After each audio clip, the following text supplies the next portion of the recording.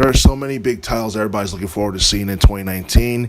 One of the biggest games everybody's talking about in relation to next year is the Resident Evil Remake. And as many people know, the original Resident Evil 2 game was released back in 1998 for the PS1, Nintendo 64, and the Sega Dreamcast. And ever since it was released, back in the late 90s, has managed to sell over 6 million copies worldwide.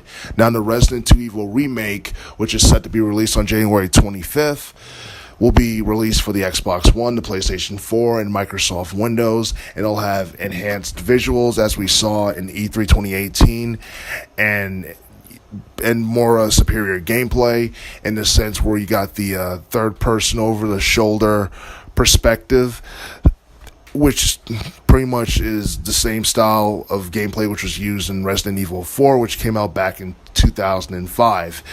And pretty much the plot for Resident Evil Remake stays the same, where the game focuses on Leon Kennedy and Claire Redfield as they try to escape Raccoon City from a bunch of citizens who's been infected by a virus and become zombies, and it takes place shortly after the events of the original Resident Evil game.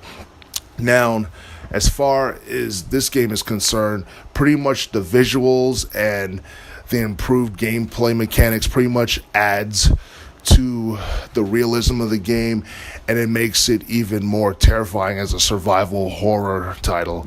So that's something that's really gonna catch the eyes of many people who have played this game, when it first came out back in the late 90s.